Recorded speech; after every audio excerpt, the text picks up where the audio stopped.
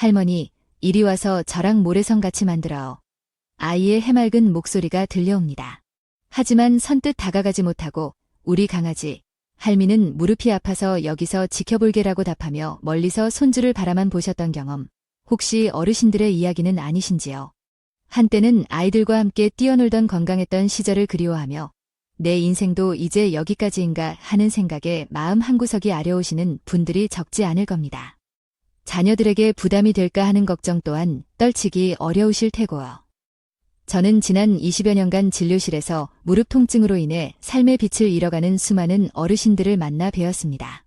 그분들의 깊은 한숨과 눈물을 마주하며 저는 한 가지 중요한 사실을 깨달았습니다. 그것은 바로 수술만이 유일한 해답은 아니라는 점입니다. 실제로 수술 권유를 받으셨던 분들 중 상당수가 적절한 비수술적 치료와 생활습관 개선만으로도 지긋지긋한 통증에서 벗어나 새로운 삶을 찾으셨습니다. 원장님, 다른 병원에서는 무조건 수술해야 한다고 했는데 정말 수술 안 해도 괜찮아질 수 있나요? 제게 치료받으셨던 이른의 박순자 어르신의 첫 질문이었습니다. 박 어르신은 4년 전 양쪽 무릎 모두 인공관절 수술을 권유받으셨지만 저희 병원에서 맞춤형 비수술 치료를 꾸준히 받으신 결과 얼마 전 손주들과 바닷가에 다녀오셨다며 환하게 웃으셨습니다. 모래성도 쌓고 조개도 줍고 정말 꿈만 같았어요. 원장님 덕분입니다. 어르신의 그 말씀 한마디가 제게는 어떤 칭찬보다 큰 보람으로 다가옵니다. 오늘 이 글이 어쩌면 어르신들의 남은 인생을 바꾸는 전환점이 될지도 모릅니다. 잠시만 시간을 내어 귀 기울여 주신다면 지긋지긋한 무릎 통증과 작별하고 활기찬 노후를 맞이할 수 있는 소중한 지혜를 얻어 가실 수 있을 것입니다. 이 정보가 주변의 다른 분들에게도 희망의 등불이 될 수 있도록 널리 알려주시면 더 바랄 나위 없겠습니다. 자, 그럼 지금부터 무릎 통증 없는 건강한 삶을 향한 여정을 함께 시작해 보실까요? 도대체 내 무릎은 왜 이렇게 아픈 걸까요? 원장님, 제 무릎이 왜 이렇게 쑤시고 아픈 겁니까? 제가 진료실에서 하루에도 몇 번씩 듣는 질문입니다. 오늘 그 궁금증을 속 시원히 풀어드리겠습니다. 이 지식을 아는 것이야말로 소중한 무릎 건강을 지키는 첫걸음입니다. 혹시 주변에서 앉았다 일어설 때 아이고, 무릎이야 하시며 무릎을 부여잡는 분들을 보신 적 있으신가요? 그것이 바로 무릎이 보내는 간절한 구조 신호입니다. 우리 몸에서 가장 큰 관절인 무릎은 평생 동안 우리 체중을 묵묵히 지탱합니다. 한번 상상해 보십시오. 수십 년간 그 무게를 견뎌온 무릎이 얼마나 고단할지를요. 놀라운 사실 하나 알려드릴까요? 우리가 평지를 걸을 때조차 무릎에는 체중의 23배에 달하는 하중이 실립니다. 계단을 오르내릴 때는 그 부담이 무려 45배까지 늘어납니다. 만약 몸무게가 60kg이신 분이라면 한 걸음 내디딜 때마다 120에서 180kg, 계단을 이용할 때는 최대 300kg의 압력이 무릎에 가해지는 셈입니다. 아니, 원장님. 그렇게 엄청난 무게를 우리 무릎이 어떻게 평생 버텨내는 건가요? 정말 좋은 질문입니다. 저는 환자분들께 무릎을 정교한 기계장치에 비유하곤 합니다. 우리 무릎은 뼈, 연골, 물렁뼈, 인대, 그리고 근육이라는 여러 부품들이 완벽한 조화를 이루며 작동합니다. 80이 넘으신 한 어르신께는 이렇게 설명드렸습니다. 어르신, 자동차의 충격을 흡수해주는 장치가 없다면 울퉁불퉁한 길을 달릴 때마다 온몸이 덜컹거리고 아프겠지요. 우리 무릎에도 그런 충격 흡수 장치가 필요합니다. 그 역할을 하는 것이 바로 물렁뼈 즉 연골입니다. 제가 진료실에서 모형을 보여드리며 이것이 무엇일까요? 하고 여쭤보면 많은 분들이 고개를 갸웃하십니다. 이것이 바로 초승달 모양을 닮았다고 해서 반월상 연골판이라 불리는 물렁뼈입니다. 허벅지 뼈와 종아리 뼈 사이에 위치하며 자동차의 스프링처럼 충격을 흡수하고 분산시키는 중요한 역할을 합니다. 또 다른 종류의 물렁뼈는 관절 연골인데 이는 뼈의 끝부분을 매끄럽게 감싸고 있어 뼈와 뼈가 직접 마찰 없이 부드럽게 움직일 수 있도록 돕습니다. 저는 이것을 프라이팬의 코팅과 같아요. 코팅이 잘 되어 있어야 음식이 눌어붙지 않고 매끄럽게 움직이는 것처럼 관절 연골 덕분에 뼈가 부드럽게 움직일 수 있는 거랍니다. 라고 설명드립니다. 하지만 안타깝게도 이 소중한 물렁뼈들은 혈액 공급이 원활하지 않아 한 번 손상되면 스스로 회복하기가 매우 어렵습니다. 그래서 평생 아끼고 잘 관리해야 하는 것이지요. 이 물렁뼈가 닳아 없어지는 것이 바로 퇴행성 관절염의 시작입니다. 무릎이 앞뒤로 덜컹거리거나 옆으로 흔들리지 않도록 꽉 잡아주는 역할을 하는 것은 인대입니다. 그 중에서도 무릎 안쪽에서 X자 형태로 교차하며 안정성을 담당하는 십자인대가 특히 중요합니다. 이 인대가 약해지거나 손상되면 무릎이 불안정해지고 연골 손상도 가속화될 수 있습니다. 그리고 무엇보다 중요한 것이 바로 무릎 주변의 근육, 특히 허벅지 앞쪽 근육, 대퇴사두근입니다. 튼튼한 허벅지 근육은 무릎으로 가는 충격을 흡수하고 관절을 안정적으로 지지해주는 가장 강력한 보호막입니다. 혹시 우리나라 어르신들이 서양인에 비해 무릎 관절염 발생률이 훨씬 높다는 사실 알고 계셨나요? 그 주된 원인 중 하나가 바로 우리의 생활 습관, 특히 바닥에 쪼그려 앉는 자세입니다. 제가 직접 압력을 측정해 본 결과 쪼그려 앉을 때는 서 있을 때보다 무릎 관절에 가해지는 압력이 무려 7~8배까지 증가합니다. 60kg인 분이 쪼그려 앉으면 무릎에 약 480kg, 즉 냉장고 한 대를 올려놓은 것과 맞먹는 압력이 가해지는 셈입니다. 이 사실을 미리 아셨더라면 그동안 무릎을 좀 더 아껴주시지 않으셨을까요? 자, 이제 이렇게 소중한 우리 무릎이 어떻게 망가져가는지 그 진행 단계에 대해 자세히 알아보겠습니다. 내 무릎 상태, 과연 얼마나 심각한 걸까요? 관절염 진행 단계. 원장님, 제 무릎은 얼마나 심각한가요? 수술해야 하는 건 아닌지 걱정됩니다. 제가 진료실에서 가장 많이 받는 질문 중 하나입니다. 오늘 어르신들께서 의사 앞에서 더 이상 막연한 불안감에 휩싸이지 않고 자신의 상태에 대해 정확히 알고 질문하실 수 있도록 무릎 관절염의 진행 단계를 알기 쉽게 설명해 드리겠습니다. 무릎 관절염은 암처럼 1기부터 4기까지 진행 단계를 나눕니다. 의학적으로는 켈그랜-로렌스 등급이라고 부르지만 어려운 용어는 잊으셔도 좋습니다. 그냥 1단계부터 4단계까지 있다고 기억하시면 됩니다. 1단계, 초기 미세 변화 단계 엑스레이 상으로는 거의 정상에 가깝게 보이지만 자세히 보면 관절 간격이 아주 미세하게 좁아지려는 신호가 보이거나 뼈에 작은 골극, 뼈돌기, 이 생기기 시작할 수 있습니다. 이 단계에서는 특별한 증상이 없거나 가끔 무릎이 시큰거리는 정도의 불편감만 느낄 수 있습니다. 원장님, 그럼 1단계는 아직 괜찮은 거네요. 네, 맞습니다. 하지만 우리 몸은 50세 전후부터 서서히 변화를 겪기 시작합니다. 제 경험상 대부분의 50대 어르신들은 이미 1단계 변화를 보이고 계십니다. 얼마 전 등산 후 무릎이 시큰거린다며 찾아오신 신다서대 김영수 씨도 엑스레이 검사 결과 1단계였습니다. 저는 김영수 씨께 지금 당장은 심각하지 않지만 지금부터 꾸준히 관리하시면 나중에 고생하지 않고 건강한 무릎을 유지하실 수 있습니다. 라고 조언해 드렸습니다. 2단계, 초기 관절염 단계, 이제 본격적인 초기 관절염이 시작된 단계입니다. 엑스레이에서 보면 뼈와 뼈 사이의 간격이 약간 좁아진 것이 관찰되고 뼈 가장자리에 작은 뼈 돌기, 골극, 가 좀 더 뚜렷하게 보이기 시작합니다.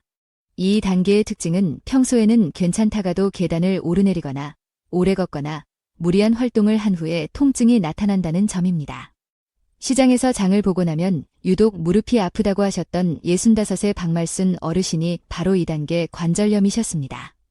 저는 박 어르신께 일상생활은 가능하시지만 무리하시면 통증이 생길 수 있는 단계이니 지금부터 적극적으로 관리하셔야 더 나빠지는 것을 막을 수 있습니다.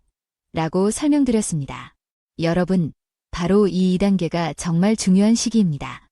이 시기에 얼마나 적극적으로 관리하느냐에 따라 3단계, 4단계로 진행되는 것을 늦추거나 막을 수도 있고 반대로 방치하면 급격히 악화될 수도 있습니다. 구체적인 관리법은 잠시 후에 자세히 알려드릴 테니 계속해서 귀 기울여 주십시오.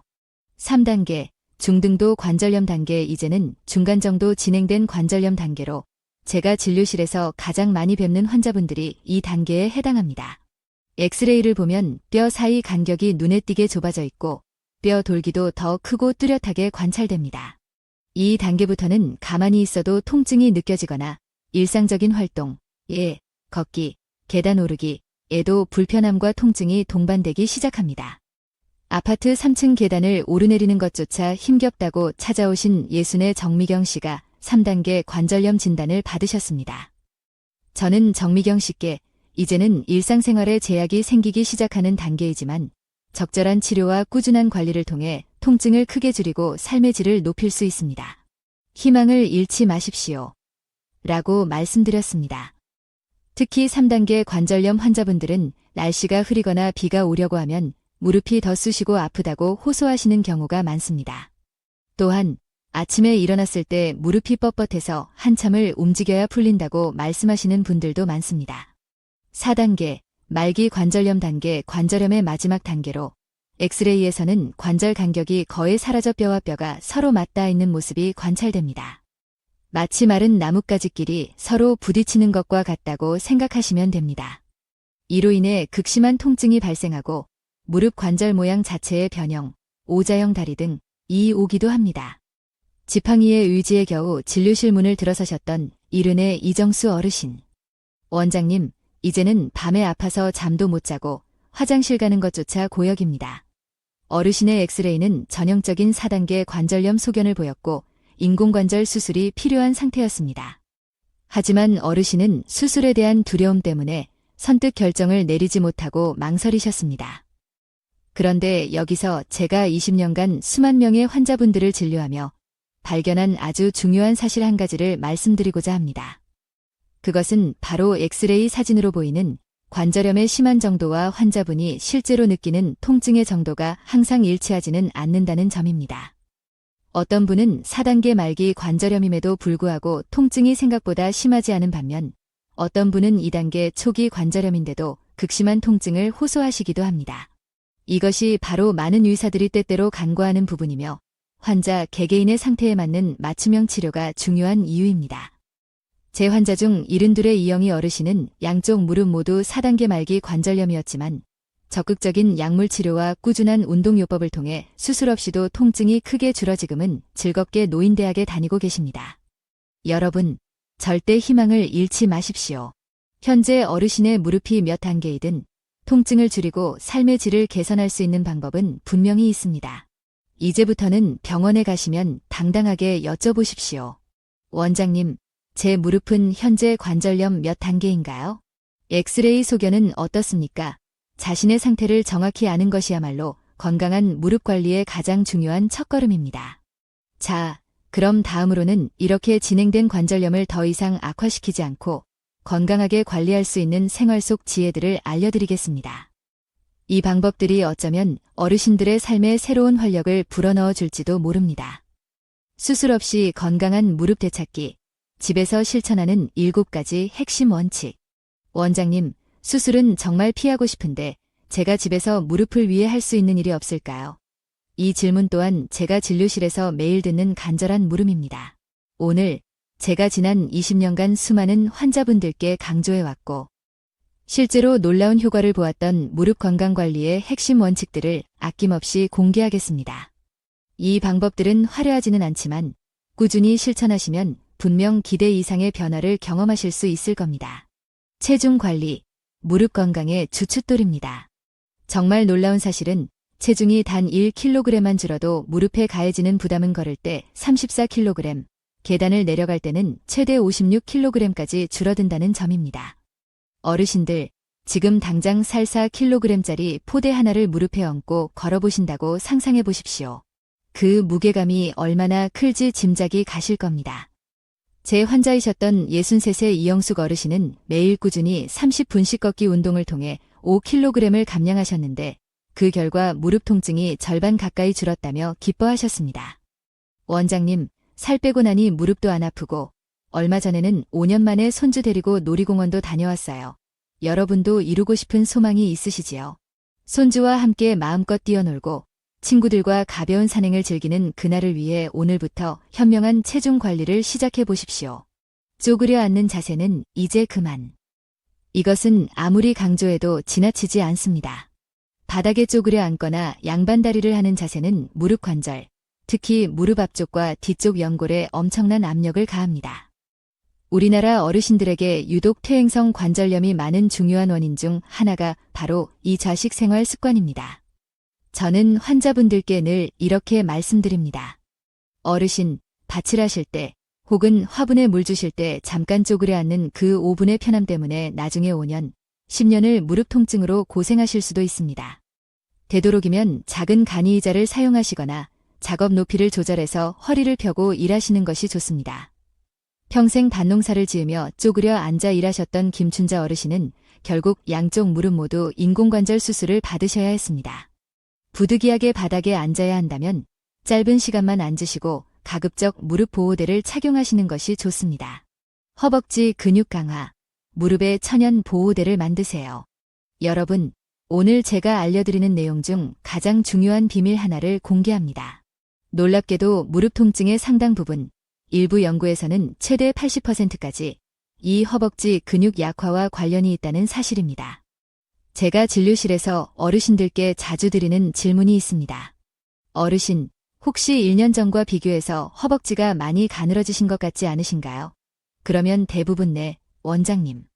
예전에는 튼실했는데 요즘은 힘도 없고 살도 많이 빠졌어요. 라고 대답하십니다. 허벅지 근육이 약해지면 무릎 관절이 외부의 모든 충격을 고스란히 흡수해야 하므로 연골 손상과 통증이 더욱 심해질 수밖에 없습니다. 제가 특별히 권해드리는 허벅지 강화 운동은 아주 간단해서 누구나 쉽게 따라 하실 수 있는 두 가지입니다. 첫째, 의자에 앉았다 천천히 일어서기. 팔걸이가 있는 튼튼한 의자에 앉았다가 허벅지에 힘을 주며 천천히 일어섭니다. 다시 천천히 앉습니다. 이 동작을 하루 10에서 15회, 아침 저녁으로 반복하시면 좋습니다. 둘째, 누워서 다리 곧게 들어 올리기. 편안하게 누운 자세에서 한쪽 다리를 곧게 편 상태로 바닥에서 1520cm 정도 들어 올립니다. 그 상태로 510초간 유지한 후 천천히 내립니다. 양쪽 다리를 번갈아 가며 각 10회씩 반복합니다. 제 환자이셨던 이른의 박순자 어르신은 이 두 가지 운동을 3개월간 꾸준히 실천하신 결과 지팡이 없이도 한결 가볍게 걸을 수 있게 되셨다며 무척 기뻐하셨습니다. 여러분도 충분히 하실 수 있습니다. 계단은 조심, 또 조심해서 이용하세요. 여러분, 혹시 계단을 내려갈 때 무릎에 체중의 최대 5배에 달하는 압력이 가해진다는 사실을 알고 계셨나요? 몸무게가 60kg이신 분이라면 무려 300kg의 무게가 한쪽 무릎에 집중되는 셈입니다. 제가 드리는 팁은 이렇습니다. 계단을 내려갈 때는 반드시 난간을 잡고 한 발 한 발 천천히 체중을 분산시키며 내려가십시오. 만약 무릎 통증이 심하다면 한 계단에 두 발을 모두 모았다가 다음 계단으로 내려가는 방식으로 부담을 줄이시는 것이 좋습니다. 가급적 엘리베이터나 에스컬레이터를 이용하시는 것도 현명한 방법입니다. 신발 선택, 무릎 건강의 시작입니다. 의외로 많은 분들이 간과하시는 것이 바로 신발입니다. 발은 우리 몸의 기초이며 어떤 신발을 신느냐에 따라 무릎에 전달되는 충격의 양이 크게 달라질 수 있습니다. 저는 환자분들께 항상 무릎 건강에는 충격 흡수가 잘 되는 폭신한 운동화가 최고의 보약입니다. 라고 말씀드립니다. 반대로 굽이 높거나 딱딱한 신발, 바닥이 얇은 신발은 무릎 관절에 큰 부담을 주므로 피하시는 것이 좋습니다. 집 안에서도 맨발로 다니시기보다는 쿠션감이 있는 편안한 실내화를 착용하시는 것이 무릎 보호에 도움이 됩니다. 상황에 맞는 찜질로 통증을 다스리세요. 무릎 통증 관리의 찜질은 매우 효과적인 보조 요법입니다. 갑자기 무릎을 삐끗했거나 운동 후 붓고 열감이 느껴지는 급성 통증에는 냉찜질이 효과적입니다. 얼음 주머니를 수건에 감싸 1520분간 해당 부위에 대주면 염증과 부기를 가라앉히는 데 도움이 됩니다. 반면 쑤시고 뻣뻣한 느낌의 만성 통증에는 온찜질이 좋습니다. 따뜻한 물수건이나 핫팩을 이용해 2030분간 찜질을 하면 혈액순환을 촉진하고 근육을 이완시켜 통증 완화에 도움을 줄 수 있습니다. 뼈 건강 지킴이, 비타민 D를 충분히 섭취하세요. 많은 분들이 잘 모르시는 사실 중 하나는 비타민 D 부족이 무릎 통증을 악화시킬 수 있다는 점입니다. 비타민 D는 칼슘 흡수를 도와 뼈를 튼튼하게 할 뿐만 아니라 근육 기능 유지 및 염증 조절에도 중요한 역할을 합니다. 제 환자 중 비타민 D 수치가 매우 낮았던 75의 김영우 어르신은 보충제 복용 후 무릎 통증이 눈에 띄게 개선되었다고 말씀하셨습니다. 하루 15에서 20분 정도 햇볕을 쬐는 것, 자외선이 너무 강하지 않은 시간대, 도비타민 D 합성에 좋은 방법이며 필요하다면 의사와 상담 후 보충제를 복용하는 것도 고려해 볼 수 있습니다. 어르신 여러분, 마지막으로 제가 꼭 드리고 싶은 가장 중요한 조언이 있습니다. 나이 들면 다 무릎 아픈 거지. 뭘 하고 미리 포기하지 마십시오. 무릎 통증은 결코 당연한 노화 현상이 아니며 적극적으로 관리하고 치료하면 충분히 좋아질 수 있는 문제입니다. 제 진료실을 찾으셨던 82살의 이정희 어르신은 무릎 통증을 1년 넘게 참고 지내시다가 결국 관절염이 심하게 진행된 후에야 병원을 찾으셨습니다. 원장님, 조금만 더 일찍 병원에 와서 제대로 관리했더라면 이렇게까지 고생하지 않았을 텐데요. 라며 후회하시던 모습이 아직도 눈에 선합니다. 너무 늦었다고 생각할 때가 가장 빠른 때일 수도 있지만 무릎 건강만큼은 지금 당장 시작하시는 것이 가장 현명한 선택입니다. 지금까지 말씀드린 7가지 생활 속 관리법만 꾸준히 실천하셔도 어르신들의 무릎 건강은 몰라보게 좋아질 수 있습니다. 하지만 이렇게 노력해도 너무 아파요, 원장님. 하시는 분들을 위해 다음 장에서는 병원에서 받을 수 있는 다양한 비수술적 치료법에 대해 자세히 알려드리겠습니다. 인공관절 수술 없이도 통증을 크게 줄일 수 있는 희망적인 방법들이 분명히 존재합니다. 병원에서는 어떤 도움을 받을 수 있나요? 무릎 통증 비수술 치료법 총정리. 원장님, 다른 병원에 갔더니 무조건 수술부터 하자고 해서 덜컥 겁이 났습니다. 병원에서는 어떤 치료들을 받을 수 있는 건가요? 많은 어르신들이 궁금해하시는 부분입니다. 오늘은 제가 20년 넘게 무릎 환자분들을 진료하면서 실제 임상에서 효과가 입증되었고 환자분들의 만족도가 높았던 다양한 병원 치료법들을 알기 쉽게 정리해 드리겠습니다. 이 내용을 알고 계시면 병원 선택이나 치료 과정에서 더 이상 막연한 불안감을 느끼지 않으실 수 있을 겁니다. 1. 약물 치료. 통증과 염증을 조절하는 기본. 제가 환자분들께 처방하는 약물은 크게 3가지 종류로 나눌 수 있습니다. 소염 진통제. 이름 그대로 염증을 가라앉히고 통증을 줄여주는 약입니다. 이부프로펜, 나프록센, 멜록시캄 등 다양한 종류가 있으며 무릎 관절염으로 인한 통증과 부종 완화에 효과적입니다. 하지만 주의하실 점이 있습니다. 저는 환자분들께 늘 이렇게 설명드립니다. 어르신, 이 약은 통증을 줄여주는 좋은 약이지만 속쓰림이나 위장장애를 유발할 수 있으니 반드시 식사 후에 충분한 물과 함께 복용하셔야 합니다. 특히 평소 위장이 약하신 분들은 의사에게 미리 말씀해 주시는 것이 좋습니다. 단순 진통제, 아세트아미노펜 계열 대표적으로 타이레놀이 있습니다. 이 약은 소염 효과는 미미하지만 통증을 효과적으로 줄여줍니다. 특히 위장장애 부담이 적어 소염 진통제 복용이 어려운 어르신들이나 만성질환이 있는 분들께 비교적 안전하게 사용할 수 있습니다. 관절 영양제, 건강기능식품 또는 일반 의약품 글루코사민, 콘드로이틴, MSM, 식이유황 등이 대표적입니다.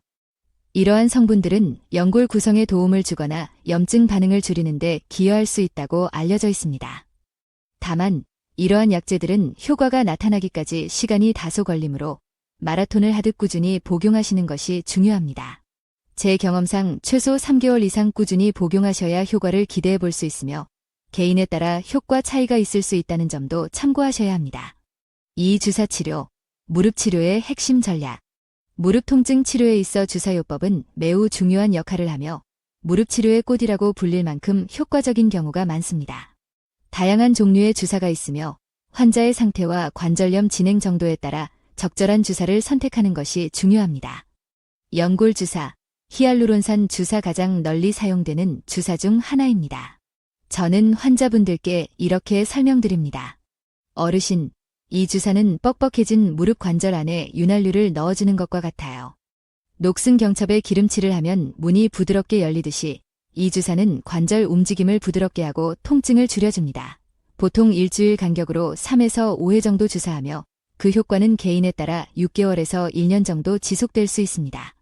제 환자이셨던 67의 김명자 어르신은 연골 주사 치료 후 아이고, 원장님.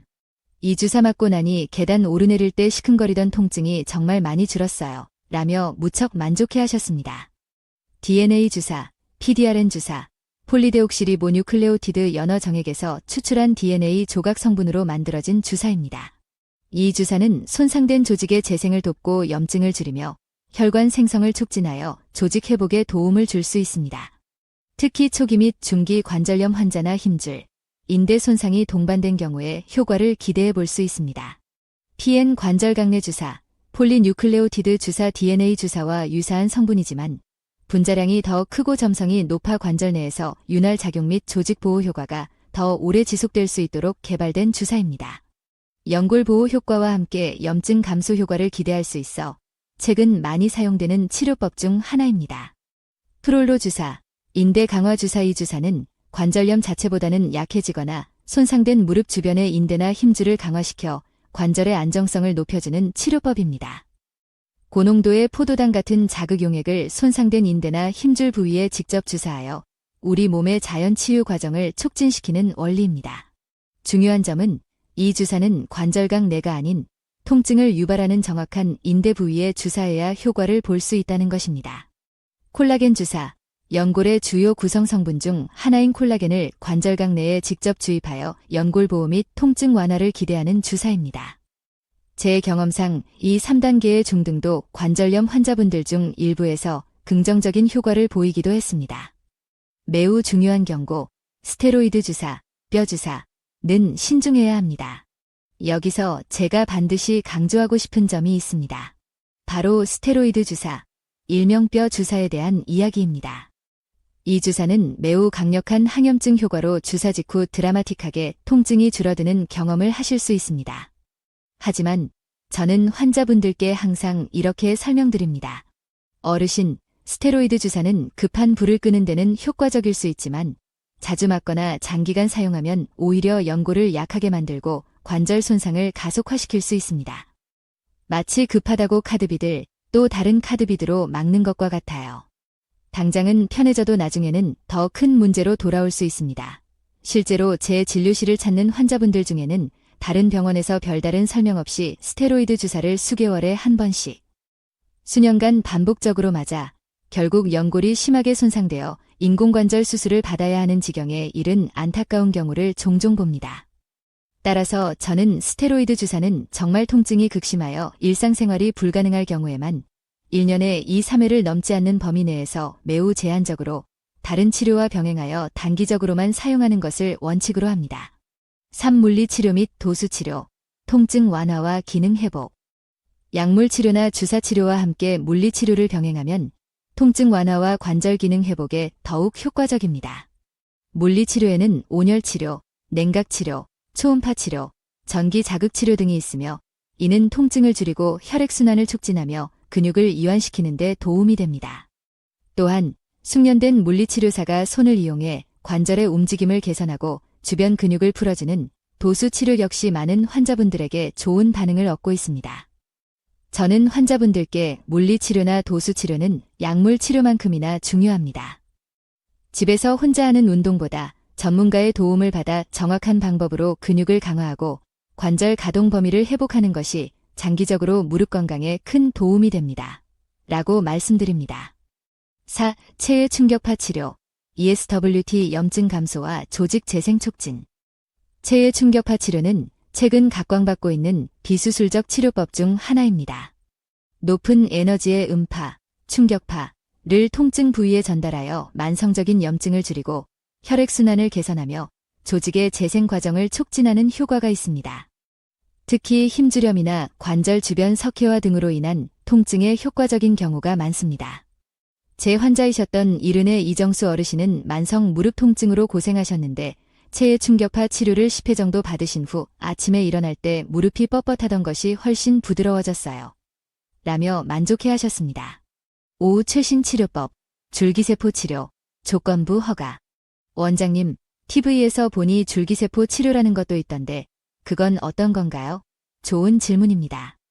최근 보건복지부로부터 조건부 허가를 받아 시행되고 있는 무릎 관절염에 대한 줄기세포 치료는 주로 환자 자신의 골수에서 채취한 줄기세포를 이용하는 방식입니다. 이 치료는 손상된 연골을 직접적으로 재생시키는 것은 아니지만 연골세포를 보호하고 관절 내 염증 환경을 개선하여 통증을 줄이고 관절 기능 악화를 늦추는 데 도움을 줄 수 있다고 알려져 있습니다. 다만 아직까지는 모든 환자에게 적용 가능한 것은 아니며 비용이 다소 비싸고 장기적인 효과에 대해서는 추가적인 연구가 필요한 상황입니다. 따라서 줄기세포 치료를 고려하신다면 반드시 경험이 풍부한 정형외과 전문의와 충분히 상담하신 후 신중하게 결정하시는 것이 중요합니다. 제가 20년간 진료하며 얻은 가장 중요한 교훈, 내가 어떤 치료를 받고 있는지 정확히 아십시오. 놀랍게도 많은 환자분들이 원장님이 알아서 좋은 약 주셨겠지요. 무슨 주사인지 잘 몰라요. 그냥 무릎에 맞는 주사라고만 들었어요.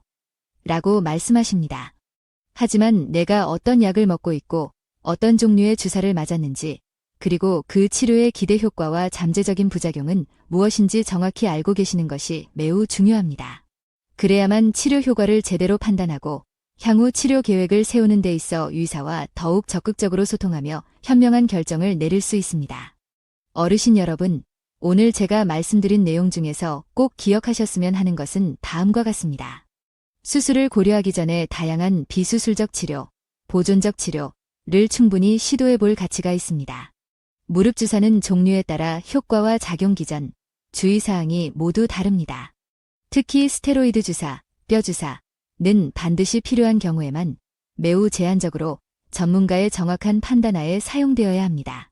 자신이 받고 있는 치료 내용, 약물명, 주사 종류, 치료 횟수 등을 정확히 알고 가능하다면 메모해 두시는 것이 좋습니다. 이러한 지식을 갖고 계신다면 다음에 병원을 방문하실 때 훨씬 더 능동적이고 현명한 자세로 진료에 임하실 수 있을 것입니다. 궁금증 해결, 무릎 주사 치료, 제대로 알고 맞으시나요? 앞서 병원에서 받을 수 있는 다양한 치료법에 대해 알아보았는데요. 오늘은 그 중에서도 많은 어르신들이 가장 궁금해하시고 또 가장 많이 경험하시는 주사 치료에 대해 좀 더 깊이 있게 파헤쳐보는 시간을 갖도록 하겠습니다. 원장님, 다른 병원에 갔더니 그냥 좋은 주사라고만 하고 놔주는데 도대체 그게 어떤 주사인지 알 길이 없어서 답답해요. 정말 안타까운 현실입니다. 어르신들의 소중한 건강을 위해 오늘 이 시간을 통해 무릎에 맞는 대표적인 주사들의 종류와 각각의 효과, 그리고 반드시 알아두셔야 할 주의점까지 명확하게 짚어드리겠습니다. 히알루론산 주사, 연골 주사, 윤활 주사의 모든 것. 이 주사는 관절액의 주요 성분인 히알루론산을 관절각 내에 직접 보충해주는 역할을 합니다. 마치 자동차 엔진에 엔진오일을 보충하여 부드럽게 움직이도록 하는 것과 같은 원리이지요. 저는 환자분들께 이 주사는 관절 내에서 쿠션 역할과 윤활 작용을 하여 뼈와 뼈 사이의 마찰을 줄여주고 관절 움직임을 부드럽게 하며 통증을 완화해줍니다. 라고 설명합니다. 일반적으로 초기에서 중기 관절염 환자에게 주로 사용되며 일주일에 한 번씩 총 3회 또는 5회를 한 사이클로 주사하고 그 효과는 6개월에서 1년 정도 지속될 수 있습니다. 부작용이 거의 없어 비교적 안전한 주사로 알려져 있지만 간혹 주사 맞은 부위가 일시적으로 붓거나 약간의 통증이 있을 수 있습니다. 이른의 박영자 어르신은 연골 주사 치료를 받으신 후 아침에 일어날 때 무릎이 뻣뻣하고 뻑뻑했는데 주사 맞고 나니 한결 부드러워졌어요. 라며 만족감을 표현하셨습니다. DNA 주사, PDRN 주사의 비밀. 연어의 생식세포에서 추출한 특정 규격의 DNA 조각인 PDRN을 주성분으로 하는 주사입니다. 이 성분은 세포 성장을 촉진하는 수용체에 작용하여 혈관 생성을 돕고 항염증 효과를 나타내며 손상된 조직의 재생을 촉진하는 데 도움을 줄 수 있습니다. 저는 이 주사를 단순한 윤활 효과를 넘어 조직 회복과 염증 감소에도 도움을 줄 수 있는 한 단계 업그레이드된 개념의 주사라고 설명드리곤 합니다. 주로 초기 및 중기 관절염 환자 또는 힘줄이나 인대의 만성적인 손상이 동반된 경우에 효과를 기대해 볼 수 있으며 보통 1주 간격으로 3에서 5회 정도 시술합니다. 이 주사 역시 비교적 안전한 편이지만 드물게 주사 부위 통증이나 알레르기 반응이 나타날 수 있습니다. PN 관절각 내 주사, 폴리뉴클레오티드 주사의 효과와 특징. 이것은 최근에 개발되어 사용되기 시작한 주사로 DNA 주사와 유사하게 연어과 어류의 생식세포에서 추출한 폴리뉴클레오티드를 주성분으로 합니다. PN 성분은 관절각 내에서 물리적인 지지체 역할을 하여 윤활 효과를 제공하는 동시에 관절 내 염증 반응을 줄이고 연골세포를 보호하며 손상된 조직의 환경을 개선하는 데 도움을 줄 수 있다고 알려져 있습니다. 제가 임상에서 경험한 바로는 특히 관절 내 염증이 심하거나 기존 치료에 잘 반응하지 않던 중 등도 관절염 환자분들에게서 긍정적인 효과를 보이는 경우가 있었습니다. 기존 치료법으로 만족스러운 결과를 얻지 못한 환자분들에게 시도해 볼 만한 하나의 선택지가 될 수 있습니다. 프롤로 주사, 인대우어 힘줄 강화 주사의 올바른 사용법. 이 주사는 관절염 자체를 직접 치료하기보다는 무릎 관절 주변에 약해지거나 손상된 인대나 힘줄을 강화시켜 관절의 불안정성을 개선하고 통증을 줄이는 데 목적이 있습니다. 고농도의 포도당이나 PDRN과 같은 자극용액을 초음파 유도하에 정확하게 손상된 인대나 힘줄 부착부에 주사하여 국소적인 염증 반응을 유도하고 이를 통해 우리 몸 스스로의 치유 과정과 조직 재생을 촉진하는 원리입니다. 중요한 것은 이 주사는 관절강 내가 아닌 통증의 원인이 되는 인대나 힘줄 부위에 정확히 주사해야 한다는 점입니다. 저는 환자분들께 계단을 내려갈 때 무릎이 덜컹거리거나 힘이 빠지는 듯한 느낌이 있으신 분들, 또는 무릎 특정 부위를 누르면 아픈 압통점이 명확한 분들에게 효과적일 수 있습니다. 라고 설명드립니다. 이 주사는 시술 후 일시적으로 통증이 더 심해지거나 붓기가 발생할 수 있지만 대부분 며칠 내로 자연스럽게 호전됩니다. 콜라겐 주사의 장단점.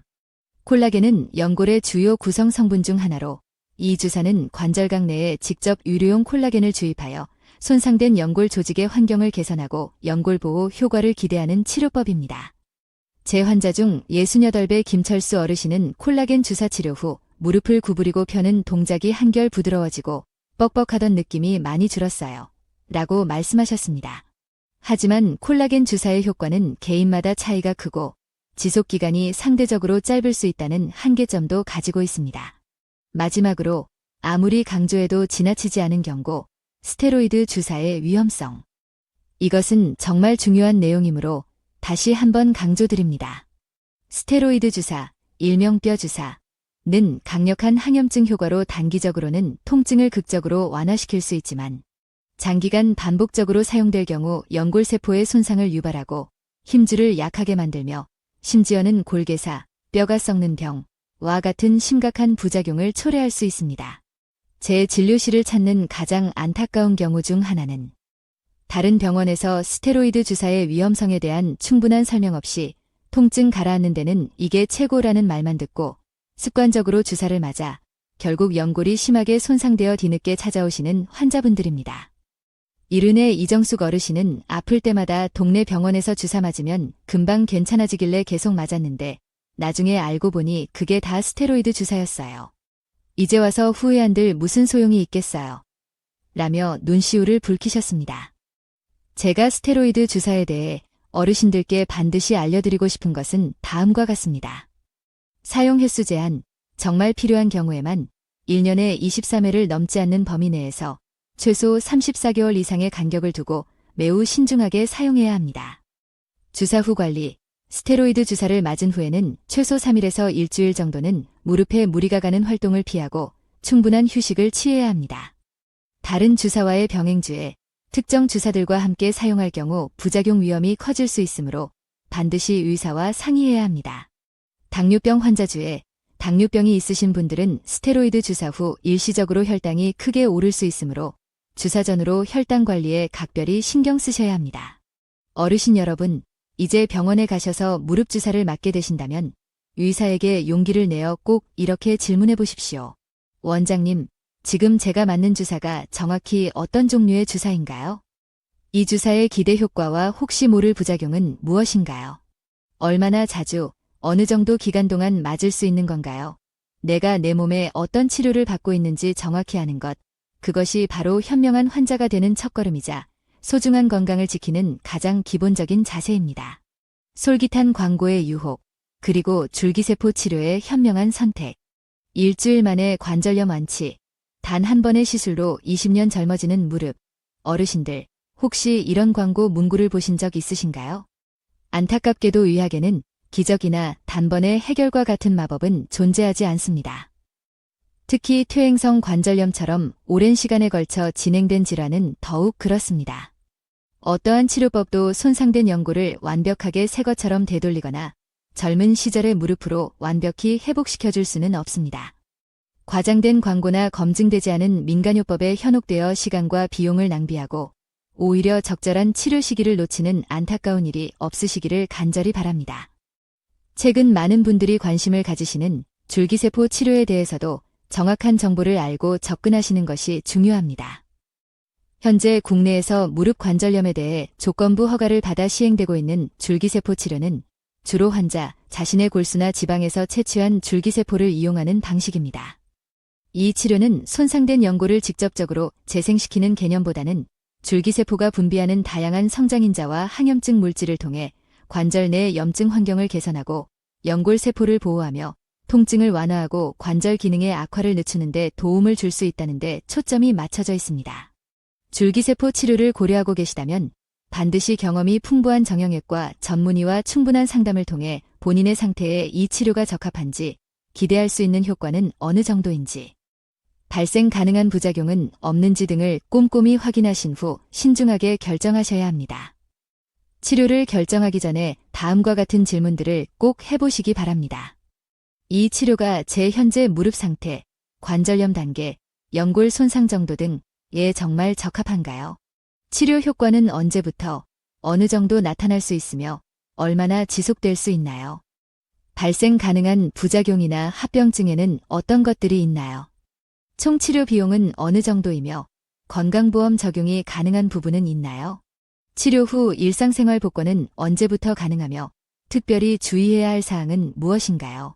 마지막으로 아무리 첨단 기술을 이용한 치료법이라 할지라도 건강한 무릎을 유지하기 위한 기본적인 생활 습관 관리의 중요성을 대신할 수는 없다는 점을 꼭 기억해 주십시오. 꾸준한 체중 관리, 무릎 주변 근육 강화 운동, 올바른 자세 유지 등은 여전히 어르신들의 무릎 건강을 지키는 가장 근본적이고 확실한 방법입니다. 긴 여정의 마무리, 그리고 새로운 시작을 위한 3가지 약속. 사랑하는 시청자 여러분, 그리고 이 글을 읽고 계신 모든 어르신들, 오늘 우리는 무릎 관절의 구조와 기능부터 시작해서 관절염이 진행되는 단계, 일상생활 속에서 실천할 수 있는 소중한 관리법, 병원에서 받을 수 있는 다양한 비수술적 치료법과 주사 종류, 그리고 최근 주목받는 줄기세포 치료에 이르기까지 무릎 건강에 대한 방대하고도 중요한 내용들을 함께 살펴보았습니다. 긴 시간 동안 집중해 주셔서 진심으로 감사드립니다. 이제 이 긴 여정을 마무리하며 제가 어르신들께 3가지 간곡한 부탁이자 약속을 드리고자 합니다. 이 약속들을 마음속 깊이 새기시고 오늘부터 하나씩 실천해 나가신다면 분명 통증 없는 건강하고 활기찬 노후를 맞이하시는데 큰 도움이 될 것이라고 확신합니다. 첫 번째 약속, 나의 무릎 상태를 정확히 알고 꾸준히 기록하겠습니다. 병원 진료 시에는 반드시 원장님, 제 현재 무릎 관절염은 몇 단계인가요? 라고 여쭤보시고 본인의 상태를 정확히 파악하십시오. 어떤 약물 치료를 받고 있는지, 어떤 종류의 주사를 맞았는지, 그리고 물리치료나 운동치료는 어떤 것을 했는지 등을 꼼꼼히 메모해 두는 습관을 들이십시오. 가능하다면 자신의 엑스레이 사진이나 검사 결과지를 복사하여 보관하시고 치료 경과에 따른 변화를 주치의와 함께 확인하십시오. 두 번째 약속, 오늘부터 무릎 건강을 위한 3가지 생활 습관을 반드시 실천하겠습니다. 하루 단 10분. 허벅지 근육 강화 운동, 의자에 앉았다 일어서기, 누워서 다리 들기 등을 꾸준히 실천하여 무릎의 천연 보호대를 튼튼하게 만들겠습니다. 무릎에 엄청난 부담을 주는 쪼그려 앉는 자세와 양반 다리를 최대한 피하고 의자와 침대 사용하는 생활을 습관화하겠습니다. 건강한 식단 조절과 규칙적인 운동을 통해 현재 체중에서 단 1kg이라도 줄이기 위해 노력하여 무릎에 가해지는 부담을 덜어주겠습니다. 세 번째 약속, 나는 수술 없이도 충분히 건강하고 행복한 무릎을 가질 수 있다고 굳게 믿겠습니다. 많은 어르신들이 나이가 들면 다 그런 거지, 이 나이에 무슨 치료를 받는다고 달라지겠어. 라며 미리 포기하시거나 체념하시는 경우가 많습니다. 하지만 절대 그렇지 않습니다. 오늘 우리가 함께 살펴본 것처럼 적극적이고 꾸준한 관리와 적절한 비수술적 치료를 통해 얼마든지 통증을 조절하고 건강한 무릎으로 활기찬 노후를 보내실 수 있습니다. 희망을 잃지 마십시오. 제 환자 중 84대 이영희 어르신은 3년 전 양쪽 무릎 모두 4단계 말기 관절염으로 다른 병원에서는 당장 수술하셔야 합니다. 라는 말을 들으셨습니다. 하지만 어르신은 수술에 대한 두려움과 함께 마지막 희망을 갖고 저를 찾아오셨고, 우리는 함께 꾸준한 비수술적 치료와 생활 습관 개선 노력을 이어갔습니다. 오늘 아침 이영희 어르신께서 제게 기분 좋은 문자 메시지를 한 통 보내오셨습니다. 원장님, 오늘 사랑하는 손주 결혼식에서 제가 손주 손잡고 춤까지 췄답니다. 3년 전에 원장님 말씀 안 듣고 덜컥 수술부터 했더라면 지금쯤 휠체어 신세였을지도 몰라요. 정말 감사합니다. 원장님 덕분에 제2의 인생을 사는 것 같아요. 여러분도 이영희 어르신처럼 통증의 그늘에서 벗어나 웃음과 활력이 넘치는 건강한 삶을 되찾으실 수 있습니다. 포기하지 마시고 오늘 배운 내용들을 바탕으로 지금 바로 실천을 시작하십시오. 저 박민준이 어르신들의 건강한 무릎, 행복한 노후를 향한 여정에 늘 든든한 동반자가 되어 드리겠습니다. 감사합니다.